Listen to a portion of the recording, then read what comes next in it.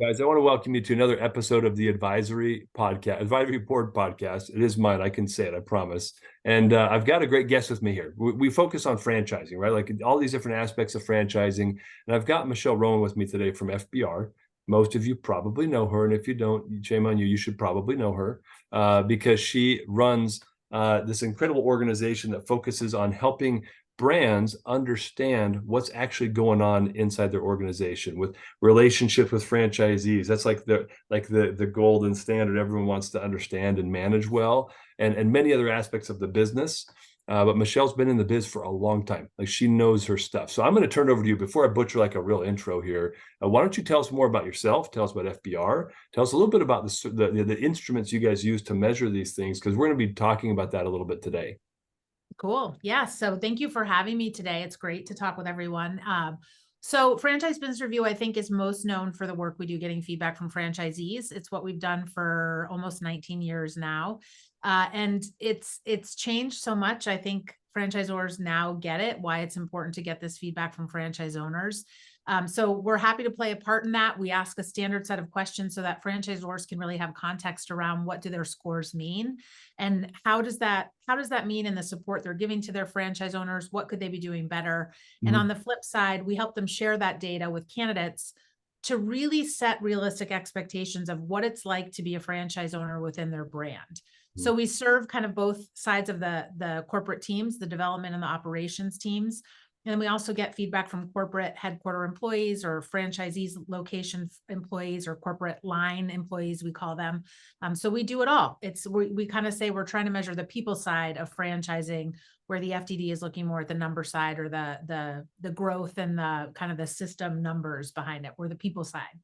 Yeah. So thinking about Franchise Business Review and kind of, I think, why people work with us, I always say, like, we have the best clients because whether they have great satisfaction or poor satisfaction, they're asking the question. So I think that's the most important thing, is how are you involving the franchisees and getting feedback from them and not making decisions in a silo. So, that's kind of our core work that we do.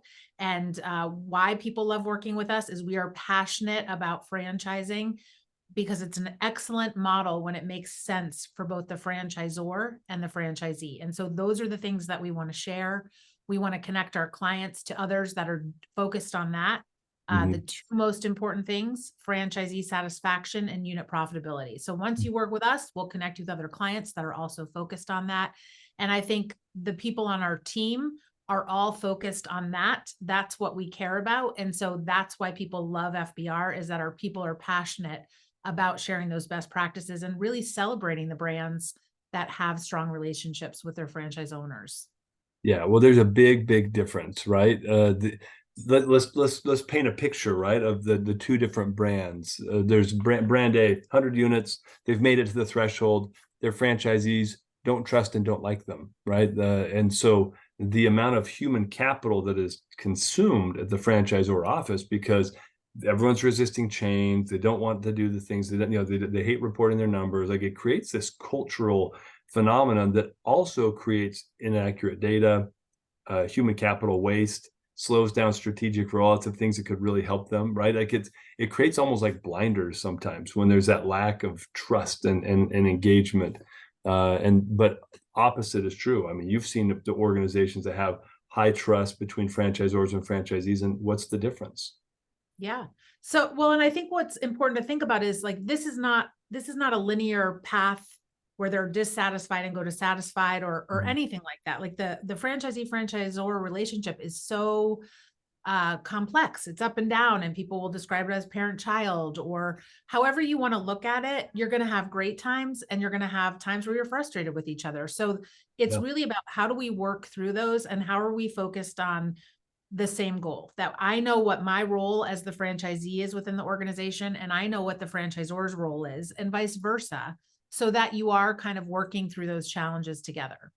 So that the statement you made is completely accurate, in that the highest correlation in our data of all the questions that we ask is, I trust my franchisor. So that is the most important thing to get right when we're looking at our data, and then we're looking at those FDDs and the growth side of it. So this is not a touchy-feely thing. This is what will impact your business the most and help you grow, is getting that relationship, that trust level right. And it does make sense. Like you said, if they don't trust you, you're spending all your time fighting for that change you want to roll out, because you have to convince them. They're not bought in Mhm. that this is worth my time or worth my money, or that I need to continue doing what you're telling me to do. So Yeah. when people ask, like, what's the best way to focus on, if I walk into a brand that has dissatisfied franchisees, you got to focus on that trust and that relationship first and foremost. Yeah, I love it. And I think we'll be able to share some stories without names attached to them soon about this. But I want to go back a step, because you mentioned, you and I, we got our glasses on, we can get nerdy about stats. I don't know how many college credits I have of like statistics and things. So I totally get what you're saying. When we talk about the correlation, you said this is the strongest correlated thing with what? We're talking about financial performance, Growth. right? Yep. Growth in the FTD. So we looked at both units and revenue. So the highest quartile that scores in our survey, and the FTD, the changes, the net changes on the financials and the unit, that's what correlates the most. Above financial information, which everyone says, I don't need, my franchisees make money, I don't need to do this.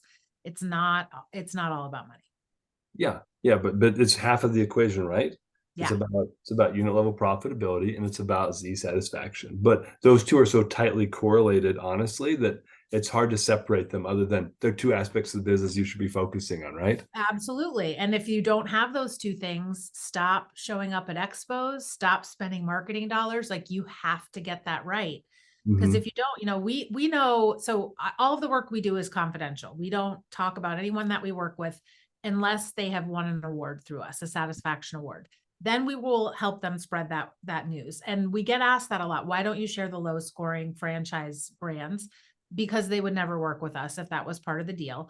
And we want to give them this data so that they can go back and get better. Like, that's the whole reason that they're coming here, is I now know what that score is that I need to get an award. And so I know what areas I need to work on. And that's, I think, the most important piece of it, is that they're looking at areas that they can improve that support side and come back and try to win that award. But, celebrating those brands that really get it. It's a complex relationship. So we should be celebrating the brands that get it right. And I think what COVID showed us is people are more focused on the way they make money. It's not about just the dollars that they make. They want to have more feeling and enjoyment of how they make those dollars. So I think it's even more important now. So when we walk into expos and we see a brand that has horrible validation and they have a 4-block booth, I'm always scratching my head and thinking, like, that you're spending so much money to bring a person into your process of learning about your brand, and your franchise owners are going to kill every single deal. There's no one buying into your brand that's not talking to existing franchisees. So if you don't figure out how they're validating or what they are talking about and what you could be doing better, you're just spending money that's not going to return any kind of growth for your brand. Yeah. It's this is what I want us to focus on today, because you brought it up. I think it's such an important topic. But how do we create, even if you don't have it, or even foster or build or grow, if you started working on it, how do you create a culture of trust between the franchisor and franchisee? I think you've established, well, this is a critical aspect. It's the number one predictor of their growth in terms of units and in terms of revenue per unit, right? Their financial performance, which most people wouldn't think that way. I don't Yeah. think people, I think hopefully there are a few people that are like, oh, really? Surprised at that particular metric. But how do we how do we go from wherever we are today, whatever that score is, if you're working with Franchise Business Review or not? I realized I said FBR, not Franchise Business Review, when I introduced Totally you. fine. Yeah, Yeah, people I think know us as FBR, so that's fine. yeah. And So again, like, we will share our questions with anyone. We advocate for you to get this feedback, whether it's with us or on your own. Like, we will share the questions because this is important. yeah, So how do you build trust? I think the first thing is making sure, you said keeping score. How are you keeping score is the most important thing. Getting feedback and doing nothing with it is no good. So how you keep score, one of the things that we always coach people is make sure everybody on your corporate team understands that they are there to serve the franchisee. They are your customer, and that everyone should be aligned in that. So however you measure in an annual review, in a bonus structure should be tied to the feedback or the way that they provide value to their franchise owner in their business. That's the first way that you can establish trust, because then you have everybody focused on the same score, and you have your franchisees saying, gosh, it must be pretty darn important for these people to support me if it's one of the ways that they get paid.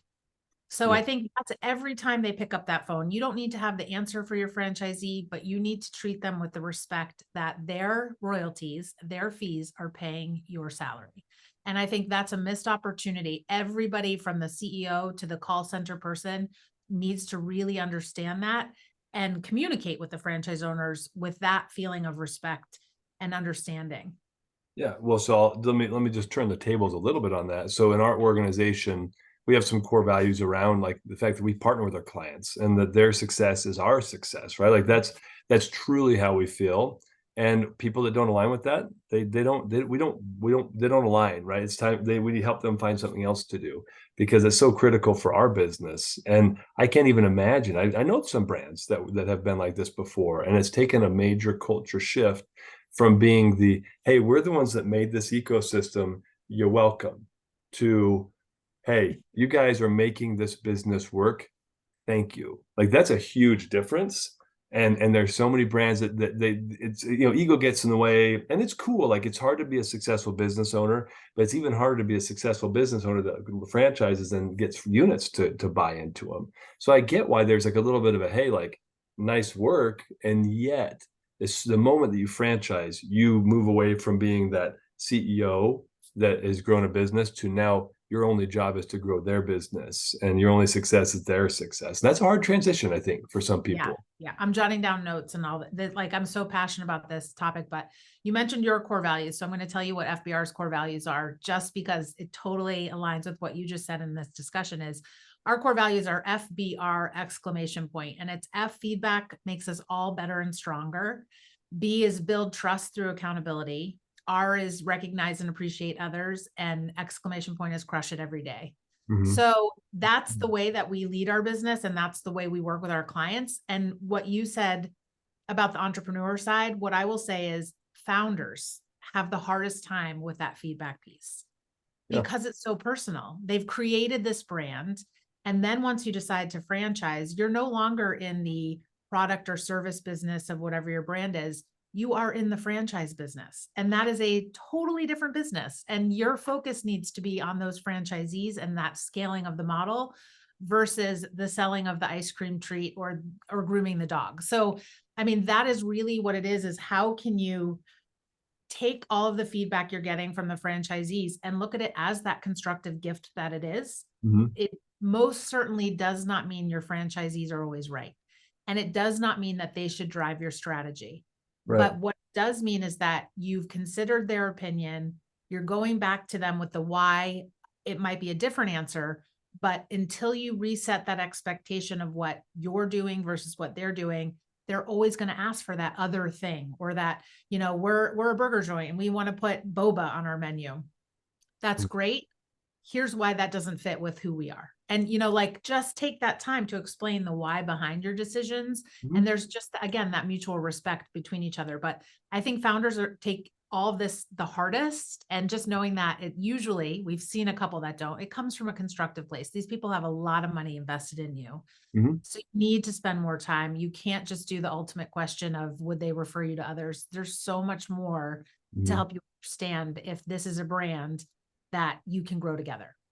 I love it. Well, I'm glad you brought up like CSAT, right? Because CSAT's a great metric to check customer satisfaction, right? Absolutely. That how likely to recommend good, like do that too. And that's actually a really good high level metric to track trending.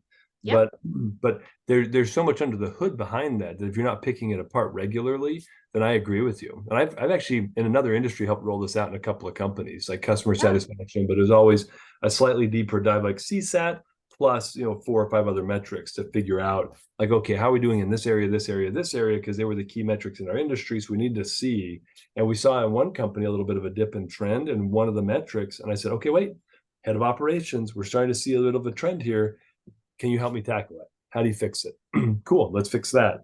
But it's this type of data is so important to any business. And and founders, bless you, like we get it, we respect you. Like I don't have any Absolutely. disrespect at all. It's just something that we have to disconnect the ego Yeah. from the feedback. It's not.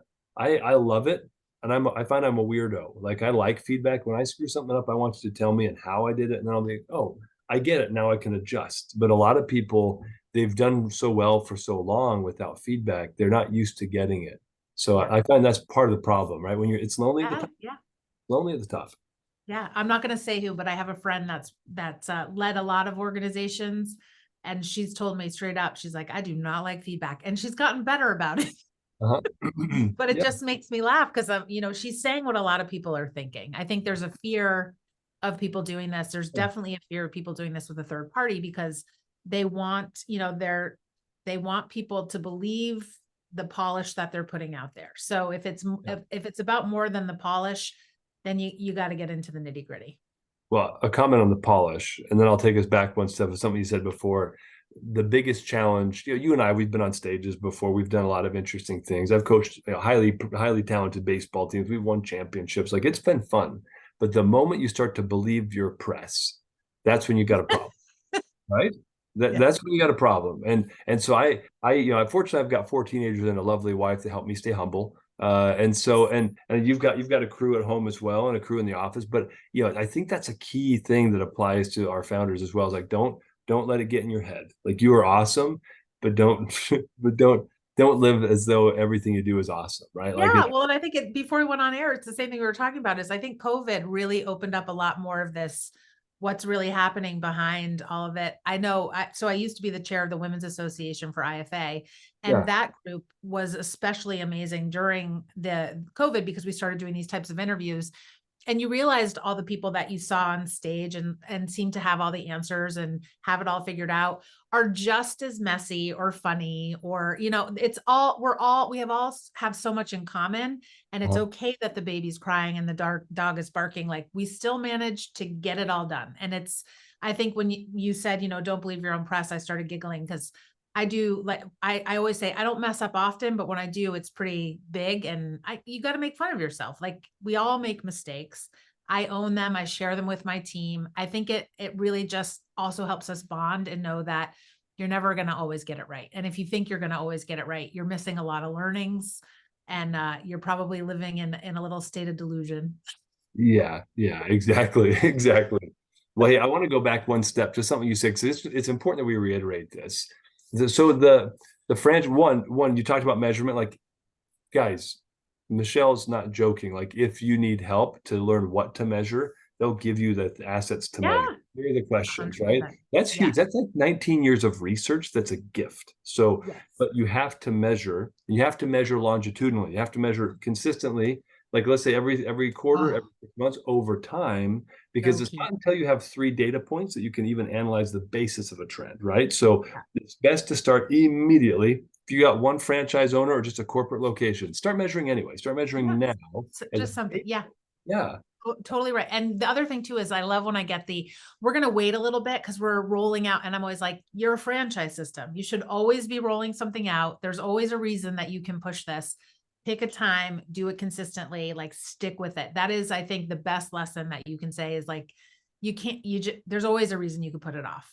But if this is valuable to you, it's important to keep that cadence and get that kind of check-in, that formal check-in. And this should not be your only way that you're getting feedback. There's hundreds of other ways you can do it anecdotally, but this is data from a third party that really becomes more effective for you to see how do we measure up against others, our competition, and Uh-huh. how do we share that with candidates to be really transparent in what they're getting into. Yeah, I have 2 thoughts on that. One is you're going to make excuses. Well, our satisfaction stinks right now. Don't measure. No, measure because it's a Sure. benchmark and you can see Yep. the positive trend. The other thing is the anecdotal feedback that you mentioned. Like we've all got, hopefully you've all got franchise advisory committees. So you've got a way to get qualitative data and an anecdotal feedback. Whether you like it or not, you're going to get anecdotal feedback all day long from your franchise owners, right? But there are 2 parts to this. One is have a place to store it. Like you need that. So let me give you an example. I did a lot of research in my undergrad, and I even got paid from the university. They funded us to go fly to conferences and present our research. I'm a nerd, like a true nerd. when it comes to data, but it feels like a flex. I don't mean it to sound like that. I'm coming from a place of I know some stuff. That's what I'm trying to say. Yeah. Yeah. That anecdotal data, if you're getting feedback from your franchise owners about, let's say 2 people called in this week and they said, hey, you know what we should do? We should look at putting boba on the menu for our burger concept, right? You should have a place to store that, because over time you would freak out like how powerful it is to look at the data trends, like just to log it somewhere and then have it in a database and go back and look at it and say, 3 years ago people were talking about boba, we said no. Yeah. 5 years down the road, guess what? 70% of the boba places are out of business. That's not cool anymore. Like, high fives, aren't you glad we didn't do that? Or, oops, it's hot, our competitors did it and we missed out. Like, at least you can start to see, like, well, how should we be taking this feedback and acting upon it? So measure that, measure even the anecdotal stuff and just plug it somewhere. And then they also feel like they're heard. When you say, hey, that's really cool, let me put that into this area. Sometimes that's all that they want. So it's also like a psychological diffuser. If you just listen to them like, yeah, okay, thanks, I'll think about it. No, say that's a really interesting idea. I'm going to put it into our like idea repository and we'll review that together.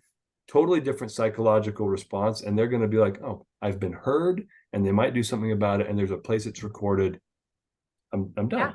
Yeah. Stop. I think that can be powerful. I know that one brand that we work with, they kind of collect all of this stuff and they use an app that allows people to kind of like thumbs up ideas, thumbs down ideas to get that pulse check.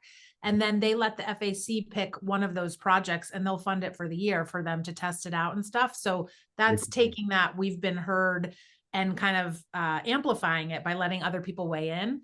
And I think the other thing that's great about using data, one is if you do have the let's say the founder still involved or that emotional side of conversations, data is a great way to support change that needs to happen and kind of pull the emotion out of it.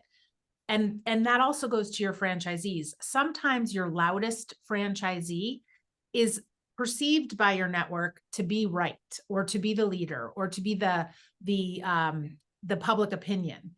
And so if you have data that supports that person might not be a high performer, or might not be the whole group doesn't kind of agree with their point of view, it really helps put that in perspective, as well as how does my opinion of this brand and my experience working with the corporate team look like compared to the other people in my organization. So that can be really powerful too, when you have the disgruntled franchisee, if they're a small part of your brand. It really does help just kind of quiet them or get them to work on things with you and understand that their reality is not everybody's reality. So I think it can be helpful in multiple ways. Yeah, I learned this lesson from my sister, my older sister, who taught elementary school for a long time, that when there's good news or bad news, you want something else to be, especially on the bad news side, to be the deliverer, like to be the thing that they connect it with, right? So we can be your deliverer of bad news. We'll do it for you. Sure. Well, yeah, there's a good plug, right? People buy just because of that. But you deliver the good news, we'll deliver the bad news. Yeah. But what they do is they use a clock in the classroom. Like, okay, the clock says you've only got 2 minutes left to finish this thing. Instead of being like, hey guys, let's go, 2 minutes. I love it. Paying attention to the clock. Well, in this case, the process. I always talk about the process. The process should be the clock, right? The process should be, hey, you've given us feedback. That's now in the system. And now the systems, this is the process. It's transparent. If you want to go look, you can look at where it is, but it's being reviewed by the team. Then it'll be reviewed by the FAC. And if the FAC decides that they want to do something about it, the FAC will do something about it. So you can also use, as a founder, as an executive team of a growing franchise brand, this process, but you got to create it first. And you got to make sure it's transparent. And you got to make sure it's functional, right? It keeps working. But if you do that, then it doesn't matter what they say. They can tell you anything they want all day long. Like, that's a really interesting idea. Thanks for sharing that. I'm going to put it down right now. Hold on. Let me get some more details from you. Okay, it's in the system. That'll get reviewed and within the next 2 weeks, and then the FAC will review it next quarter. And then, I mean, what else can they say about that? It solves the problem. And now you're not the bad guy. The founder's not saying no. Neither is the field support person. Poor field support person is just there to try to help them, right? So it can create a systematic way to gather input, but also level off that frustration. Yeah. Well, and I think that's also too another point of it is we talked about don't just do the survey to do it, but how your team is using it, and then closing that feedback loop with your franchisees also goes to that trust thing, goes to showing them that they're heard and how you value their input. So I think that's a missed opportunity for a lot of people. They're getting this feedback from customers, from franchisees, but they're not giving any output of what that data looks like, or what their learnings are, what expectations are being set from it. Yeah, I love this. I think Yeah. what we've described, just to summarize a few things, we've described a few ways that you can start to create trust, right? To build a culture of trust. Like transparency is one, measurement and sharing of data is another, right?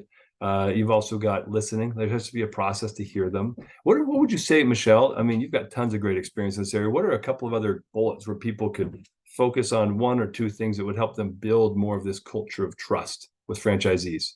Yeah, so I mean, I kind of brought it up, the whole transparency piece. So that can apply to your candidates that are coming in. We always say, that's when you have a candidate coming in, that first expectation is really setting up that relationship. So making sure you get that right, knowing what you can give them to understand what it takes to be successful in that system, whether it's information in your FDD or giving them questions that they should ask your franchise owners to really get a good picture of the brand and what it's like to run the day to day. That's one example of the transparency, how you're spending fees, what's required of them, so that marketing fee, that technology fee, how you're making changes to the system as you grow. All of those things I would put under that transparency bucket, those opportunities to maybe explain more or share why, than just kind of moving through the changes. And I think that goes to this idea of, so from the trust side, the other side where we see scores drop is where franchisors are focused on aggressive growth. So I think thinking through that, you are not in business to stay at the same size. You're in this franchise business to scale your business more quickly than trying to open up locations on your own. So how can you forecast, or what does that look like? And how can you talk with your franchise owners about how you plan to scale? And I would say that you can either staff ahead of time and wait for the growth, or you run lean and mean until you get there. And I think most franchisors choose option B. Yeah, they do. Right. And nothing wrong with that, but you need to be upfront with that. And so what does that look like as your franchisees are still running their business and you're chasing that next one? Make sure that they know they're equally valued, who their point of contact is, how those time responses might be changing, to try and mitigate some of that frustration of the new one that's coming in gets all the attention, and the ones that are in are getting kind of pushed to the side. So I think that's, Yeah. instead of focusing on trust to build it, focus on that so that you don't lose that trust. I want to just share a thought on this too that came to my mind as you were talking about that. One of the reasons why franchise owners they get frustrated when that's going on, right? They're not getting the same level of support they were getting early on. If you're the top first 5 that buy in, you're getting anything you want. The founder's talking to you, is coming to visit with you, maybe going to your store to see how it's operating. Like there's a lot of hand holding and love. And as you grow, that starts to diminish. And if you thrive in that type of environment where you're getting a lot of attaboys, things like that, it's harder. What I think a lot of brands are doing incorrectly here, and unintentionally so, is they're not communicating to the franchise owners why growth is so important, how the growth is going to help them be more successful. Yeah. They're not saying, look, if you're a food brand or any type of brand that's got kind of a B2C or like consumer model, density of franchise ownership in the market is one of the biggest predictors of reduction in customer acquisition costs and cost per. You're nodding your head, right? You know this, right? But Yes. a lot of franchise owners don't get it. They just say, oh, that's competition. No, Yeah. no. A lot of Yeah. brands will only sell a 3-pack with their restaurant because you need to have at least 3 locations of density in the market to start to bring down the overall cost per lead, cost per acquisition. Or the royalties, this is how we use the royalties. This is how we get headcount. This is how we provide you better and more consistent report. This is how we get to the point we need to be at this many units before we can start doing regional or national television and radio ads. They're not communicating that. That's all on their strategy boards, right? Yeah. And so shame on them for not saying, look, let us share with you why growth is so important, because when we get to 50 units, guess what we get to do? We're going to have a national conference in Cancun every year. Guess what else we're going to do? We're going to bring in Gary Vee. Guess what else we're going to do? National advertising. But they're not communicating these things. Yeah. And if you tell them what those markers are, they are going to get excited with you and help you reach that. So I totally agree. Yes. And that's all under that transparency bucket, I think. Yeah. You mentioned transparency in the use of funds. Do you mind sharing a little bit about that? Because a lot of, I know there are 2 schools of thoughts here. Hey, it's none of your business. That's your business. And I think there are probably a lot more people in that bucket than the second bucket, which is, hey, this is how we do it, guys. This is a report of where it was spent. This is what we did with it. Yeah. And we'll have some brands that will share their whole fund and how they spend everything and whose salaries, if any, are coming out of it. And that's how I think that there's more mistrust because they think things are hiding. So this exercise always translates, I can translate it to this whole conversation in that if your executive team isn't sharing anything with your staff, it's a great exercise to go and say, how much do you think our executive team makes in salary a month, or some kind of metric? How much profit do you think we pull in a quarter? And they're always so far off if you're not giving them any money or any insight into the way that you spend or the money you're making. Yeah. And it's always higher. They always think you're making more than you're making, or they just don't have any context if you're not sharing it. So with the marketing fund, you can do the same thing. It's like, how much do you think, you get that a lot. I want national advertising. Why don't we have national advertising? I want national. How much do you think it costs to run a national ad on, they're going to be all over the place, and it's never going to be as much as they think it is. So it's the same idea, is like giving them as much information as you're willing to share of what's in that marketing fund. Because if you don't tell them, they're assuming the CEO is paying for their car out of it. Like they just are. They're in the dark. They just don't know. They don't have any context. Yeah. And unfortunately, I've been in an environment where that was happening, but it was because there were closed books. Like there was Right. So that's exactly it. Yeah. Yeah. If you open those books up, people have less to kind of poke at, and they're usually surprised. Yeah, I agree. We do that as a company. We share every month. We share, here's how we are. Here are all the metrics. Here are all the numbers. This is what we look at as an executive team. Enjoy, right? And Yes. I've been in an environment where they were kind of aloof in how they did that, and it was wrong. And like they shared too much transparency, and people were like, "Well, that's stupid. Like I can't believe you're doing this." But better that than them just assuming the worst about everyone, right? Absolutely. Yeah. Yeah. Good point. Well, let's talk about so aggressive growth can cause these challenges, lack of transparency into funding and use of funds. I totally agree with that. Sometimes you mentioned this early on, that they feel like there's a lack of support, like they're operating lean and mean. Like as you run across that issue, like how do you combat that and try to help them, overcome that, or how do you overcome that as a franchisor? Well, I mean, I think talking about that up front will help you go back to that point and say, hey, remember we talked about, like, this is a good thing for us to grow, and this is what's going to make your business more valuable when you exit. That can help it, but just over communicate. Like, we are looking to staff this department until then, or we're making a change. Until then, you're going to reach out to this person who might be slower to respond. So there's stuff that you can't kind of let go or take longer. And then there's the emergency and essential stuff. So if you let them know, like, if this is a need to have type of thing, this is a text, and we will make sure, there's threats to the business, and then there's growing pains. So being really clear on which is which, and how you're covering those until you can scale with the growth on the franchisee side. I love that. I'm just going to reiterate that for everyone listening. Being able to delineate between threats to the business and things that are nice to have is like, that's kind of critical. And having them categorize, hey, will you tell me, like, does this feel like it's a threat to your business growth, or something that we really want to have, but it's not mission critical? Yep. And often they'll say they know what the answer is. I've had people who will tell me the wrong answer, like, oh, it's a threat to my business. I'm like, I'll just smile at them like, really? You sure? And they'll be like, fine, you're right. It's not. And that's right. If everything's an emergency, nothing is an emergency. That's it. It's true. It's true. Yeah. Well, so let's flip the tables. We've talked about things that cause some negativity or some lack of trust. What would you say are maybe some of the top things people ought to be doing to create trust? We talked about not having transparency. So obviously the converse of that, right, is giving transparency, showing transparency. What are some of the best practices you've seen, Michelle, in transparency with? Yeah. Well, first I will say, so we have a free resource on our site. We have tons on our site, but we have the CEO's Guide to Creating and Maintaining a Positive Culture. So that is a great piece that I always recommend to people. I can share it with you if you want, because I think it really comes down to, and I think about the CEO that's walking into a situation where trust is low. How you build trust is you say what you're going to do and you deliver on it. And everything you can do, what are your quick wins? Under promise, over deliver, and just kind of get those small wins to build that momentum before you go in and you make a big change or a big announcement. So I think a lot of leaders know to go in and, don't clean house, don't make major changes, listen. So I think the best practices are you get in front of as many people as you can. You make sure that they feel heard and that they know that they're important.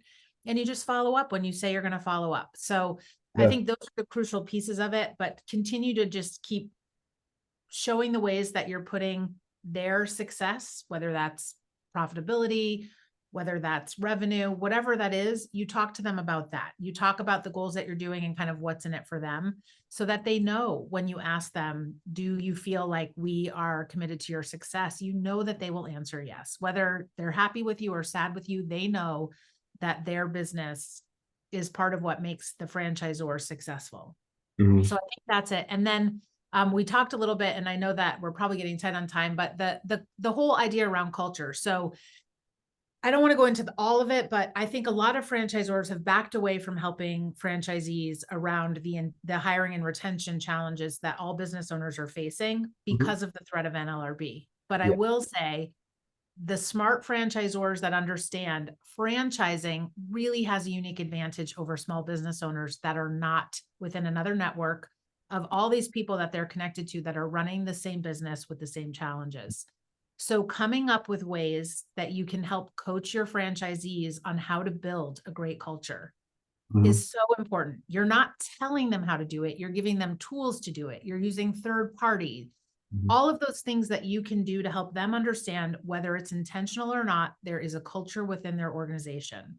Mhm. And how they treat those people and what they're doing while they're there is the best way to hire or make it difficult to hire. When that person goes to their next job, are they saying great things about their time with you? Or are they telling everyone that it is not worth applying for? And this goes to people that are in salaries at corporate headquarters, and it also goes down to the line level employee. Mhm. People want to be respected. They want to have that connection with people. So most franchise owners are not focused on the culture they're creating.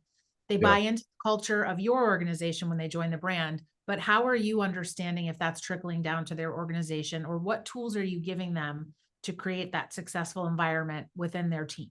So Mhm. that I think is the other piece of that next place that franchising can go. I think there's a real opportunity for us to help franchise owners get ahead of this. You can't grow your business if you don't have the people to work it. So we got to figure that out and help them do that. It's funny because I like to say, I haven't maybe I coined this, I don't know, the superpower of franchising is harnessing the collective genius of the Z's, right? That's really why franchising is hyper powerful. Any business model can succeed, but you don't buy into a franchise because it's a cool business model exclusively. If you do, nice. But this beautiful benefit you get is I now have 100 other people in different markets around the country trying to do the same thing using the same processes, and they're all innovating in unique ways and talented in unique ways. And if you as a franchisor can just see that and then say, Frank's better at this, Martha's better at that, Joaquim's better at this, Abdul's better at that, right? And you can start to understand who's great at what. Then you pair people together and let them peer-to-peer coach, and it's a beautiful, beautiful thing. And it'll start organically happening. But I hear what you're saying. I feel like the ABC laws, some of those things that are kind of threatening, they've made a few people pull back. I Yeah. think though, because you're selling them a system, you can make the culture transfer, I think, systematic. I would love to see people do that. Like, here's the process, here's how we do it, here's how we create transparency. This is our playbook, which, by the way, sharing your playbook to create transparency creates transparency. And then give them the tools they need so they can deploy that locally. That's franchise, Yes. right? Yep. You got it. Yep. And the other benefit of that is franchisees tend to learn better from other franchisees than being told what to do from their franchisor. All day Shocking. long. Oh, I know. All day long. Yeah, it's funny because we get to see, like, we get all sorts of data on the back end about our platform. At some point, it'd be interesting to see if we could tie that together anonymously.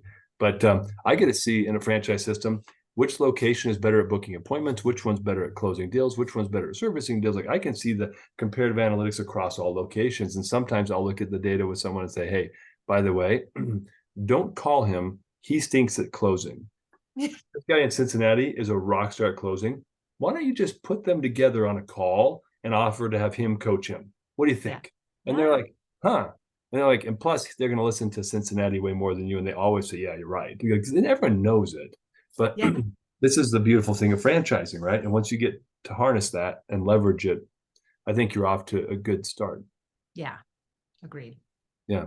So, Michelle, one thing I want to bring up before we wrap up is you guys, with all this killer data, all these insane insights, are going to host an event. First time ever, right? This is your first event? Second year. Okay. So Oh, that's right. Yeah. last year was our first year we did it. So our FBR Summit is all operations. So it's for people that are directly supporting franchise owners. We actually have franchisees that are attending, and then their directors, VPs, COOs, CEOs. So we even had a couple marketing people come last year. And it's all operations. It's all getting these people that don't have a lot of content at other events together to talk about those challenges and learn from each other. So this year it's in Austin, October 25th and 6th. And it's so great to have, we're really focused on having voices that you don't see at every event on every stage. And then having lots of opportunity to meet other people that are doing what you do, so that the conversations and the learnings that happen in Austin don't end there, that you can continue to build your network, go to those people that have done something or gone through a challenge that you have and learn from them, so that we can all keep better supporting our franchise owners. Yeah, I love it, guys. Like, knowing Michelle and team, I think this is the type of event, if you're looking for ways to streamline operations, streamline the relationship between Zors and Zs, figure this really out. Even if it's not them, the right people who have figured it out, or who are in the middle of figuring it out, or one step ahead of you in the process, are all going to be in a room together. So check it out, FBR Summit, and you can find that on their website, I presume. What's the best way for them to find that? Well, fbrsummit.com is the website for the event, or franchisebusinessreview.com will get you there too. Awesome. And Michelle, what's the best way for people to reach out to you if they say, hey, I need help? How do they? Yes, so I am very accessible. So I am on LinkedIn. You can reach me at michelle@franchisebusinessreview.com. But it is one of my passions to connect people in franchising, and always happy to connect with anybody that has questions, or just can tap into my brain from 18 years of franchising. Happy to share. Yeah, you're awesome. Michelle, thanks for all of the great insights. You've been fantastic. I think we've given people a lot to chew on and work on together today. So thank you for that. Yeah, thanks for having me. My pleasure.